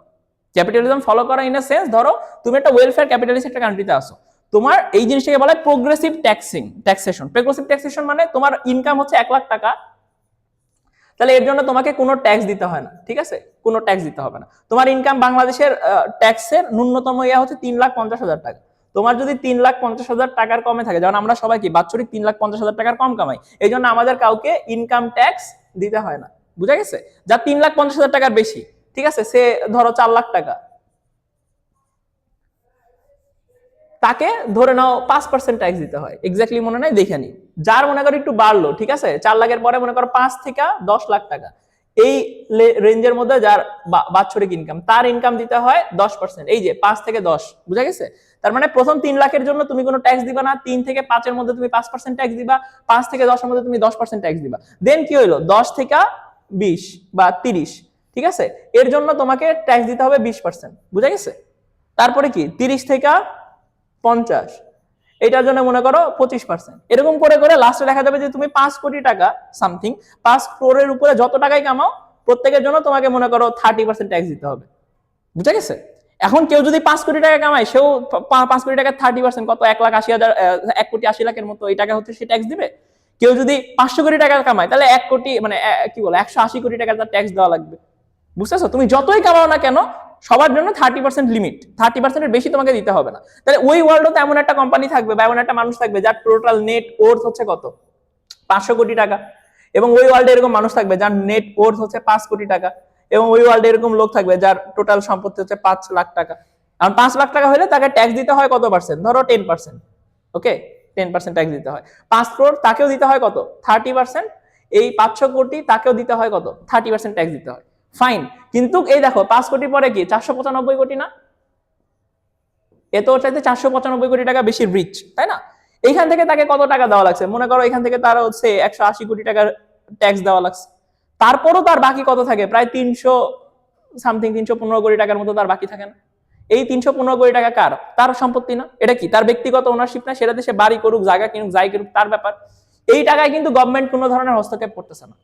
তার মানে ওয়েলফেয়ার ক্যাপিটালিস্ট এরকম একটা সিস্টেম থাকে, এখানে তুমি চাইলে ওই ট্যাক্স দেওয়ার পরে, যারা ওয়েলফেয়ার ক্যাপিটালিস্ট কান্ট্রি, ওখানে তো 50% 60% ট্যাক্স, ওই ট্যাক্স দেওয়ার পরে তুমি যত খুশি কামাও, যাই কামাবা তার উপর 50% ট্যাক্স, বাট 50% ট্যাক্স বাদ দিয়ে বাকি টাকা যেটা থাকবে সেটা তোমার। এবং এখানে কোনো আপার লিমিট বলে কোনো লিমিট নেই, তুমি কামাতে থাকো কামাতে থাকো কামাতে থাকো, কোনো সমস্যা নেই। এবং কামাতে কামাতে ওই ইকোনমি যে সবচাইতে গরিব, যে সবচাইতে পোর, তার চাইতে যদি তুমি 1 লাখ গুণ বেশি সম্পত্তির মালিক হও, ডাজন্ট ম্যাটার, তুমি করতে পারো 2 লাখ গুণ সম্পত্তির মালিক হও, সমস্যা নাই, এটা ওয়েলফেয়ার ক্যাপিটালিস্ট অ্যালাউ করে। বুঝা গেছে? On the other hand social Republic বা মানে কি বলে যারা সোশ্যালিজম ফলো করে, এই কান্ট্রিগুলোর ক্ষেত্রে তুমি কিছুটা মানে পাবলিক মানে প্রাইভেট ওনারশিপ পাইবা। বুঝা গেছে? কিন্তু প্রাইভেট ওনারশিপের কোনো ইয়া নাই, মানে মানে সিলিং আছে, তুমি ওই সিলিংটা পার হইতে পারবা না। বুঝা গেছে না? এই যে বললাম যে হচ্ছে সবচাইতে পোর, সে যদি 1x টাকা ইনকাম করে, যে ওইখানকার সবচেয়ে রিচ সে কত ইনকাম করবে? 10x টাকা ইনকাম করবে। বুঝা গেছে না? তাহলে সে ক্যাপিটালিস্ট কি বলে সোশ্যাল রিপাবলিক একটা কান্ট্রি, সেই কান্ট্রিতে একটা কোম্পানির ওনার এবং একটা কোম্পানির হচ্ছে কর্মচারী, কোম্পানির কর্মচারীর বেতন হচ্ছে 10,000 টাকা, ওকে, আর যে কোম্পানির মালিক তার বেতন হচ্ছে 1 লাখ টাকা। এখন ওই কোম্পানি মনে করো 500 কোটি টাকা প্রফিট করছে, 500 কোটি টাকা প্রফিট করছে, তাহলে ওই কোম্পানির মালিকের তো কিছু টাকা পাওয়ার কথা ছিল, তাই না? যেহেতু সে কোম্পানিতে প্রফিট করাইছে, প্রচুর টাকা ইনকাম করাইছে, রাইট? কিন্তু ওই কোম্পানি কি করবে না, প্রফিটের কোনো অংশ ওই মালিককে দিবে না। বুঝা গেছে? তার মানে ওয়েলফেয়ার ক্যাপিটালিজমে কোনো সিলিং নাই, তুমি যত বেশি চাও ওইখানে বড়লোক হইতে পারবে, বাট হাই ট্যাক্সেশন আছে। বুঝা গেছে? ক্যাপিটালিজমেরও কোনো সিলিং নাই, কিন্তু ট্যাক্সেশনই নাই। আর সোশ্যাল রিপাবলিকের তোমার মধ্যে প্রাইভেট পাবলিক প্রপার্টি আছে, মনে করো যে 1 লাখ টাকা কামাইছে, সে যে টাকার ফোন কিনতে পারবে, যে 10,000 টাকা বেতনে চাকরি করে, সে তো সেই টাকার ফোন কিনতে পারবে না। তার মানে এখানে প্রাইভেট প্রপার্টি আছে, কিন্তু প্রাইভেট প্রপার্টি তুমি কখনো অঢেল কামাইতে পারবে না। তুমি দেখা গেল ওই ওয়ার্ল্ডে গুগলের মতো একটা প্রতিষ্ঠান তৈরি করছো, যেটা হইতে পারে তার ভ্যালুয়েশন $4 ট্রিলিয়ন, তোমার এমনি ওই 1 লাখ টাকা বেতনই দিবে, এবং বাকি যে সমস্ত টাকা কার? সরকারের। বুঝা গেছে? আর কমিউনিস্টে তোমার কোনো বেতনই নাই, যা ইনকাম করবা পুরাটাই আসলে কার? সরকারের, এবং তোমার প্রয়োজন এবং তোমার চাহিদা ওয়াইজ তোমাকে দেওয়া হবে। বুঝা গেছে? তো এইটা হচ্ছে কমিউনিজম, ক্যাপিটালিজম, সোশ্যালিজম এবং হচ্ছে ওয়েলফেয়ার ক্যাপিটালিজমের একটা বেসিক পার্থক্য।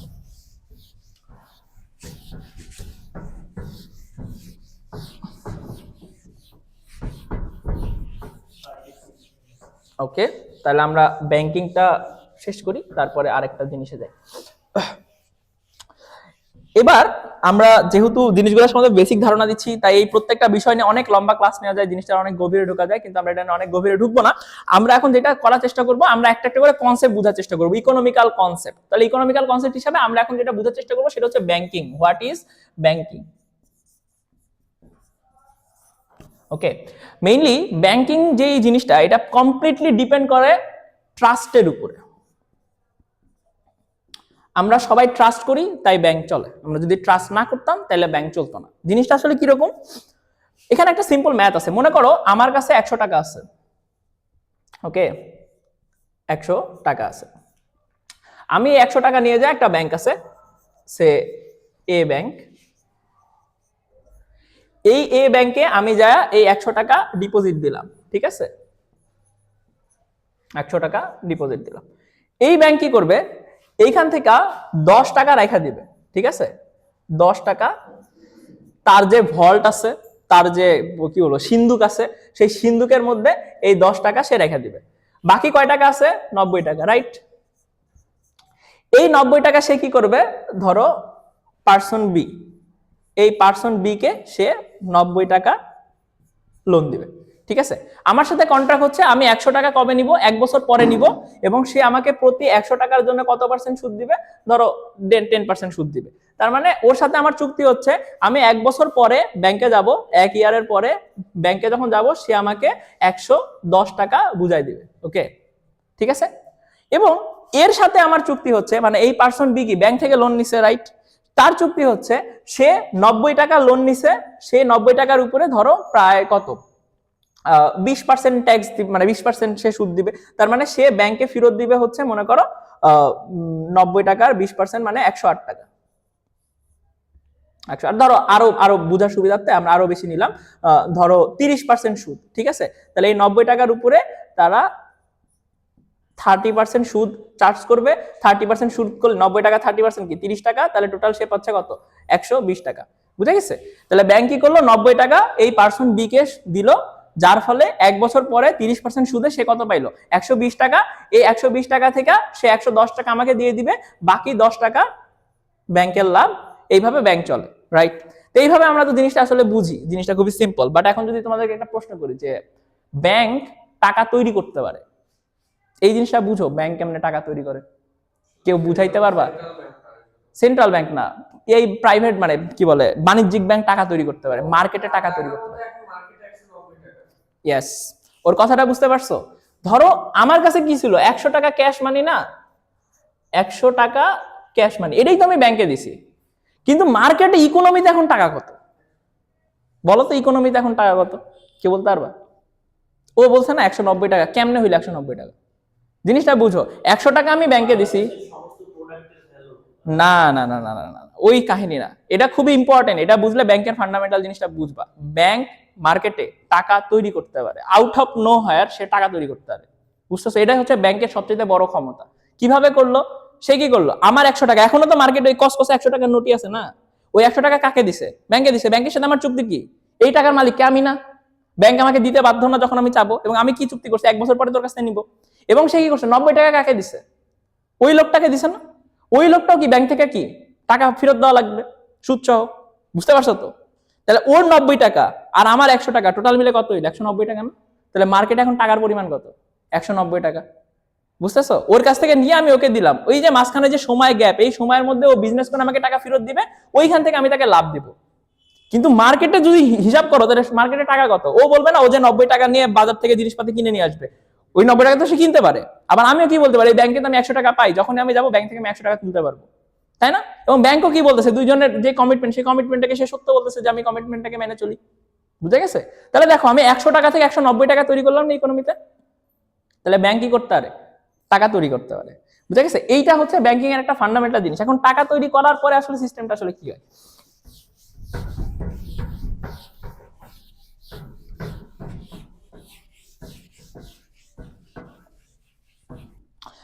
এখন ইকোনমিতে 190 টাকা, ওকে, 190 টাকা, এটা হচ্ছে ইকোনমির ভ্যালুয়েশন।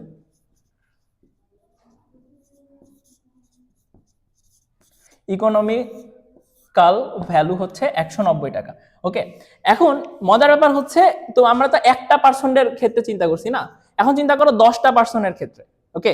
10টা পার্সনের সবাই 100 টাকা করে দিছে, ওকে। তাহলে সবাই যদি 10টা পার্সনের 100 টাকা করে দেয়, তাহলে টোটাল টাকা কত হইলো? 2000 টাকা, রাইট? 2000 টাকা হয়েছে। এবং সে 2000 টাকা কি বলছিলাম, যে 10% টাকা তাকে রিজার্ভ করতে হয়, রিজার্ভ করে সে তার ব্যাংকে তার ভল্টে রাখবে। তাহলে এর 10% টাকা মানে কত? 200 টাকা।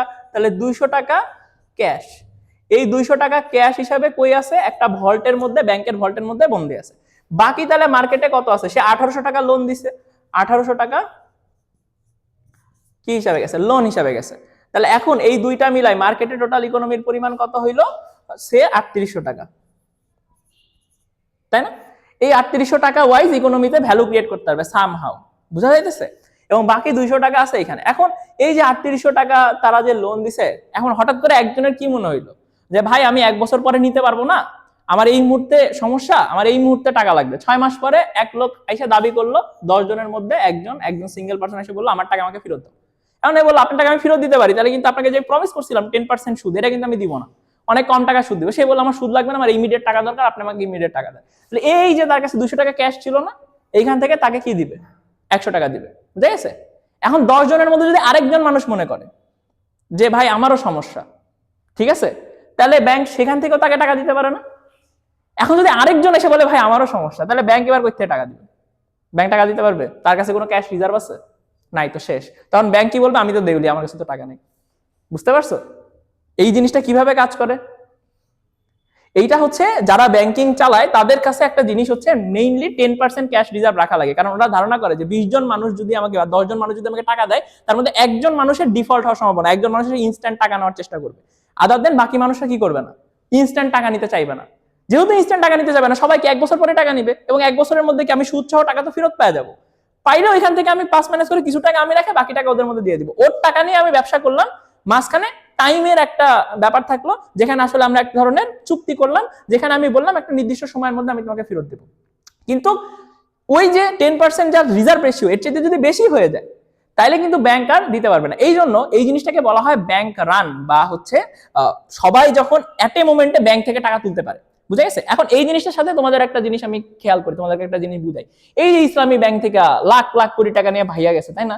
এস আলম টাকা নিয়ে ভাগছে, সালমান এফ রহমান টাকা নিয়ে ভাবছে। এই ব্যাংকগুলোকে বাঁচানোর জন্য রিসেন্টলি বাংলাদেশ ব্যাংক দেখছো সম্মিলিত ইসলামী ব্যাংক নামে 5টা ব্যাংক একত্রিত করে একটা ব্যাংক বানাইছে, এবং ওই ব্যাংকটাকে বাঁচানোর জন্য লিটারেলি ওই ব্যাংকে প্রায় 27,000 কোটি টাকার লোন দিছে। ঠিক আছে, 27,000 কোটি টাকা বাংলাদেশের গভর্নমেন্ট নিজের পকেট থেকে ওই কোম্পানি ওই ব্যাংকটাকে দিছে, যাতে এই ব্যাংকটা চলতে পারে। বুঝা গেছে? ব্যাংকটা যাতে চলতে পারে। কেন? সরকারের কি টাকা? ব্যাংক প্রাইভেট ব্যাংক ছিল, ব্যাংক লস করছে, জনগণের টাকা লস। সরকারের কোনো সমস্যা আছে? নাই তো। তাহলে সরকার বাঁচানোর জন্য মরিয়া কেন হয়ে গেল? সরকার কেন টাকা দিয়ে ব্যাংকে বাঁচাইতেছে? এইখানেই হচ্ছে না না ক্যাশ ফ্লোর কাহিনী না, এইখানেই হচ্ছে সেই ট্রাস্টের কনসেপ্ট। মজার ব্যাপার হচ্ছে ব্যাংক তোমাকে যখন তুমি টাকা দাও এটার একটা গ্যারান্টি থাকে।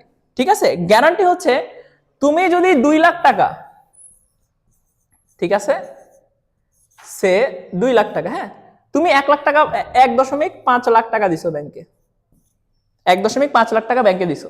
এখন ব্যাংক দেউলিয়া হয়ে গেছে, ব্যাংক কোনো কারণে পারফর্ম করতে পারেনি, তাহলে সে তোমাকে 1.5 লাখ টাকায় ফেরত দেবে। ইভেন ইফ সে দেউলিয়া, সে তোমাকে দিতে বাধ্য থাকবে। বুঝা গেছে? তুমি 2 লাখ টাকা ব্যাংক থেকে লোন নিছিলা, বা ব্যাংকে তুমি 2 লাখ টাকা ডিপোজিট করছিলা, 2 লাখ টাকা লস করছো, তাহলে ব্যাংক তোমার কত দিবে? 2 লাখ টাকা দিবে। ঠিক আছে, এখন সামহাউ তুমি 3 লাখ টাকা ব্যাংকে দিছো ডিপোজিট, এখন ব্যাংক দেউলিয়া হয়েছে, তোমাকে কত দিবে? 2 লাখ টাকা। তুমি 300 কোটি টাকা ব্যাংকে রাখছো, ব্যাংক ডুবে গেছে, তোমাকে কয় টাকা দিবে? 2 লাখ টাকা। প্রত্যেকটা অ্যাকাউন্ট কত টাকা কভারেজ পাবে? 2 লাখ টাকা। বুঝা গেছে? এখন আমি যদি 300 কোটি টাকাও রাখি, ব্যাংক ডুবে গেছে, আমি কত পাবো? 2 লাখ টাকা। তাহলে বাকি 299 কোটি 98 লাখ টাকা আমি পাবো না। বুঝা গেছে? এখন যদি তাই হয়, আমার টাকা সব চলে যাবে না? আমার টাকাটা চলে যাবে। এখন কোনো মানুষ যদি এরকম বোঝে যে আমার দেশের ব্যাংকে যদি আমি টাকা রাখি এবং ব্যাংকটা দিউলিয়া হয়ে গেলে আমার এই 298 কোটি টাকা মেরে চলে যাবে, মানুষ কি আর টাকা রাখবে ব্যাংকে? মানুষ তার ব্যাংকে টাকা রাখবে না। এখন তখন কি হবে? ধরো মার্কেটে একটা প্যানিক তৈরি হবে না? ধরো যেই মুহূর্তে কথা হলো এই ব্যাংক, যেমন ইভ্যালি যখন হচ্ছে টাকা দিতে পারলো না, তখন কি হলো? মার্কেটে একটা প্যানিক তৈরি হলো না?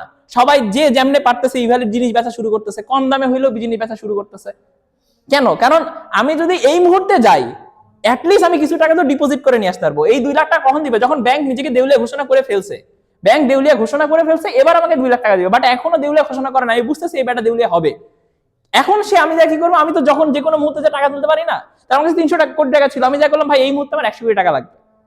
এখন যেহেতু পুরো টাকা তুলতেছি না, 10% বা 30%, ওর কাছে যদি থাকে ক্যাশ, ও আমাকে কি দিতে বাধ্য, কারণ আমি কি ওই টাকার মালিক। তুমি আমাকে দিবা, তুমি আমার ট্যাক্স দিও না, তুমি আমার পার্সেন্টেজ ইন্টারেস্ট দিও না, কিন্তু তুমি আমাকে আমার টাকার একটা পার্সেন্টেজ তো ঠিকই দিবা। বুঝা গেছে? তাহলে সে কি করলো? ব্যাংকে গেল, যা বললো ভাই আমার 100 কোটি টাকা দেন। আর ব্যাংকে যদি ওই মুহূর্তে 100 কোটি টাকা থাকে, ওকে দিয়ে দিবে। এরপরে যে যাবে 100 কোটি টাকা তো শেষ, সে আর কিন্তু পুরোটা পাবে না। তাহলে সে যখন 300 কোটি টাকা থেকে 100 কোটি টাকা তুললো, স্টিল তার কত লস হইলো? 200 কোটি টাকা লস হইলো না? কিন্তু স্টিল সে 98 কোটি টাকা লস বাঁচাইলো না, কারণ যদি দেউলিয়া হয় তাহলে কি কত দিবে? 2 লাখ টাকা দিবে। এখন অ্যাটলিস্ট কি 100 কোটি টাকা দিতেছে, তাহলে অ্যাটলিস্ট সে 99 কোটি 98 লাখ টাকা বেশি পাইতেছে, কিন্তু তার ওভারঅল লস কত? 200 কোটি টাকা। বুঝতে পারতেছো? তাহলে ওই যে যেই মুহূর্তে এরকম হবে যে মানে ব্যাংক দেউলিয়া হয়ে যাবে, তখন সবাই এসে কি করে? ওই ব্যাংকে ঝাঁপায় পড়ে। এখন মজার ব্যাপার হচ্ছে এই যে ব্যাংকগুলো আছে, এই ব্যাংকগুলো কিন্তু কোনো স্বতন্ত্র প্রতিষ্ঠান না। ব্যাংক কি করে জানো? ব্যাংক নিজে আবার আরেক ব্যাংক থেকে লোন নেয়। বুঝা গেছে? সে এই ধরো সোনালী ব্যাংক জনতা ব্যাংকের থেকে লোন নিছে, জনতা ব্যাংক রূপালী ব্যাংক থেকে লোন নিছে, রূপালী ব্যাংক বাংলাদেশ ব্যাংক থেকে লোন নিছে।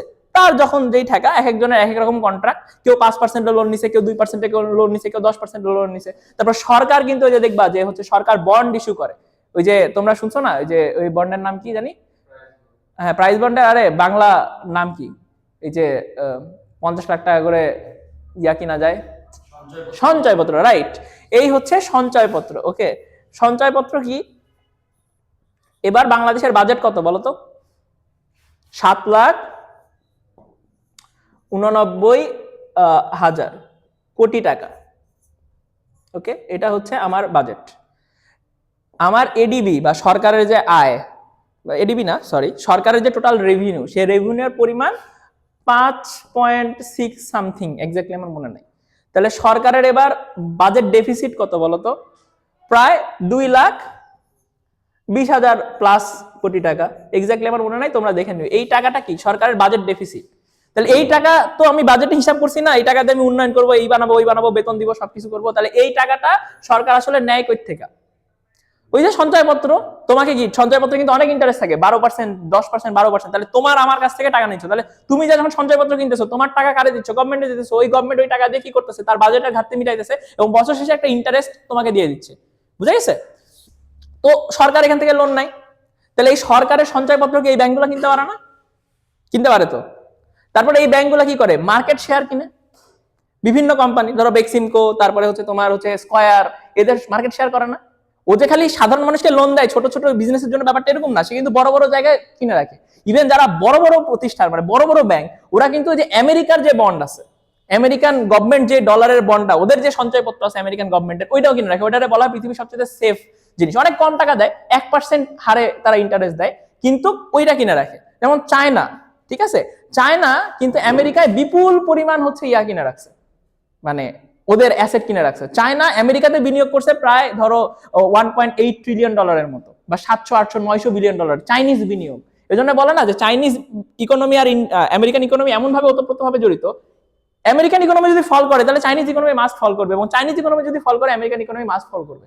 কারণ এই যে $1.8 ট্রিলিয়ন ইনভেস্টমেন্ট কোথায় আছে? চায়নার ইনভেস্টমেন্ট আছে আমেরিকায়। আবার আমেরিকার এরকম 1.2 ট্রিলিয়ন ইনভেস্টমেন্ট কই আছে? চায়নায় আছে।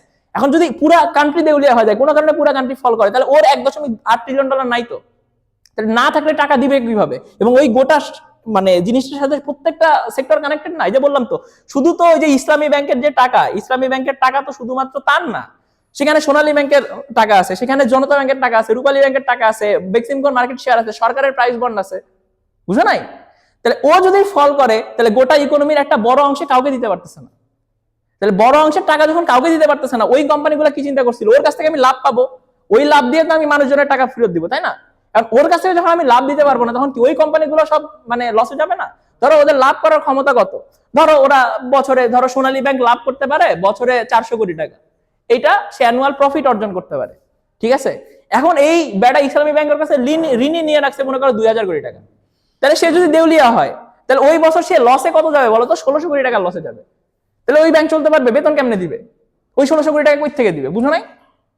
তাইলে এই জন্য বলে যে তুমি যদি বাংলাদেশে সামহাও একটা ব্যাংক প্রতিষ্ঠা করতে পারো, তাহলে ব্যাংকের আর কোনো মরণ নাই। বুঝা গেছে? ব্যাংক তৈরি করার জন্য তোমার মিনিমাম 500 কোটি টাকা লাগে। 500 কোটি টাকা নিবা, বাংলাদেশ ব্যাংকে যা 500 কোটি টাকা জমা দিবা, বাংলাদেশ ব্যাংক তোমার লাইসেন্স দিবে। এবার ওইখান থেকে তুমি জনগণের কাছে টাকা নিবে এবং ওই টাকা তুমি মানুষকে লোন হিসাবে দিবা, দিয়ে তুমি ব্যাংকের বিজনেস শুরু করতে পারবে। বুঝা গেছে? এবং একবার ব্যাংক হলে, বাংলাদেশের টোটাল তফসিলি ব্যাংকের সংখ্যা হচ্ছে 60+। ওকে, বাংলাদেশে 60+ ব্যাংক আছে। ইন্ডিয়াতে ব্যাংকের সংখ্যা 30ও না, লেস দেন 30। বাংলাদেশের ইকোনমি চাইতে ইন্ডিয়ান ইকোনমি 10 গুণ বড়, অথচ ওদের ব্যাংক হচ্ছে 30টা। বাংলাদেশ ইকোনমি তার চাইতে 10 গুণ ছোট, বাংলাদেশের ব্যাংক তার ডাবল। বুঝতেছো? এত ব্যাংক পৃথিবীর আর কোথাও নেই। যে একটু টাকা পয়সা কামাইছে সেই দিন শেষে ব্যাংক খুলে রাখছে, এবং ব্যাংক থেকে ইচ্ছা মতো টাকা নিয়ে গায়েব হয়ে গেছে। এখন সে তো দৌড়ে হয়ে গেছে। এই যে এস আলম বলে প্রায় 2 লাখ কোটি টাকা নিয়ে ভাগছে, এই টাকা কি দেশে আসতেছে? দেশে তো আসতেছে না। তাহলে এই 2 লাখ কোটি টাকা যে সে নিয়ে ভাগছে, কারো না কারো টাকা নিয়ে তো ভাগছে না? এখানে গভর্নমেন্টের টাকা আছে, আমার তোমার টাকা আছে, সবার টাকা আছে না? নিয়ে তো সে ওইখানে যা বিদেশে বিনিয়োগ করে রেখে দিচ্ছে। তাহলে ওই টাকা কি আমরা ফেরত পাবো? ফেরত না পেলে আমাদের ইকোনমি চলবে কিভাবে? বুঝছো? তাহলে ইকোনমি চলে কিভাবে? সরকার এটার ডেমারেজ দেয়। এই যে 27,000 কোটি টাকা যে ব্যাংক থেকে মানে সরকার দিল, এই টাকা কই থেকে দিছে? সরকারের টাকা। সরকারের টাকা মানে কি? আমার তোমার টাকা, রাইট? এই কারণে ব্যাংকে তুমি বন্ধ করতে পারবে না, কারণ যেই মুহূর্তে একটা ব্যাংক বন্ধ হয়ে যাবে, এখানে একটা টার্ম আছে, সেটা হচ্ছে টু বিগ টু ফেইল। ঠিক আছে? এটা এতই বড়, এটা যদি পড়ে যায় গোটা ইকোনমি ধসে যাবে। এবং পরবর্তীতে আমরা যখন হচ্ছে গ্রেট ডিপ্রেশন পড়াবো, হ্যাঁ, পলিটিক্যাল হিস্ট্রির লাস্টে যায় যখন জিনিসগুলোর মধ্যে আসলে আমরা ইন্টারকানেকশন করার চেষ্টা করবো, তখন আসলে বুঝবা যে ইকোনমিতে টাকা আছে, ইকোনমিতে মানুষ আছে, প্রোডাক্টিভিটি আছে, বাজার আছে, সব আছে, কিন্তু কেউ প্রোডাকশনে যাবে না, কারণ প্রোডাকশনে যাওয়া মানে লস। এটা খুবই ইন্টারেস্টিং একটা ব্যাপার। বুঝা গেছে? এবং এইটা যখন বুঝবা, তখন আসলে তোমরা এই জিনিসগুলোর মধ্যে ইন্টার রিলেশন খুব ভালো মতো বুঝতে পারবে। এতটুকু বুঝতে পারছো যে আসলে কেন একটা ব্যাংকে আমি দেউলিয়া হইতে দিব না? কারণ ব্যাংক দেউলিয়া হওয়া মানে কি? সবার ট্রাস্ট নষ্ট হয়ে যাবে এবং মার্কেটে একটা কথা তৈরি হবে। এবং শুধুমাত্র কিন্তু ওই ব্যাংক না, ধরো এই ইসলামী ব্যাংক টাকা মারছে, সোনালী ব্যাংক নিজে জানে যে আমার লস হচ্ছে, সোনালী ব্যাংক কাউকে বলবে না যে আমার লস হচ্ছে, রূপালী ব্যাংক কাউকে বলবে না লস হচ্ছে, কিন্তু মার্কেটে একটা কথা চাউর হয়ে গেল, ঠিক আছে, যে ব্যাংক লস করতেছে। সরকার দিল সোনালী ব্যাংক বন্ধ করে, একজনের হচ্ছে ইসলামী ব্যাংকে 300 কোটি টাকা ছিল, ব্যাংক দেউলিয়া, তাকে কত দিবে? 2 লাখ টাকা। তখন সে বাজারে এসে ফেসবুকে কান্নাকাটি শুরু করে দিবে যে দেখো বাংলাদেশের ব্যাংক টাকা ফেরত দেয় না। এই বাংলাদেশের ব্যাংক টাকা ফেরত দেয় না, তাহলে চলো চলো ব্যাংকে যত টাকা আছে সবাই আমরা তুলে নিয়ে আসতে চাই। এখন সবাই যখন ব্যাংকে যাবে টাকা তোলার জন্য, ব্যাংকে অ্যাকচুয়ালি ডিপোজিট কত আছে বলো তো? টোটাল টাকা 10%। তাহলে মাত্র 10% টাকা তুমি ফেরত পাবে, বাকি 90% টাকা তুমি ফেরত পাবে না। বুঝতেছো হাহাকারের অবস্থা? সব মানুষ রাতারাতি ফকির। যা ব্যাংকে ছিল তার মাত্র 10% টাকা, সবাই 2 লাখ করে টাকা পাবে, আর বাদ বাকি টাকা কেউ কিচ্ছু পাবে না, একদম জাস্ট ভ্যানিশ। এই জন্য একটা ব্যাংকে আমি পড়তে দিতে পারবো না, কারণ এটাতে মার্কেটে হাইপ তৈরি হবে। সবাই যদি কামড়াকামড়ি করে সবাই আজকে যায় ব্যাংকে না, কারণ ব্যাংক তো তোমাকে টাকা দিতে বাধ্য। ব্যাংক তো তোমার সাথে কন্ট্রাক্ট এইটা যে আমার টাকা আমি যখন খুশি তুলতে পারবো, টাইম মতো তুললে বেশি ইন্টারেস্ট পাবো, মানে পরে তুললে কম ইন্টারেস্ট পাবো, কিন্তু তুলতে তো আমি পারবো। এটা কি ল না? বাই ল তো। এখন সবাই তুলতে গেলে কাউকে দিতে পারবে না, কারণ ব্যাংক সিস্টেম এই ট্রাস্টের উপরে কাজ করে। ট্রাস্ট নষ্ট হয়ে গেলে ব্যাংকিং শেষ। বুঝে গেছে? ওকে, থ্যাংক ইউ। শেষ।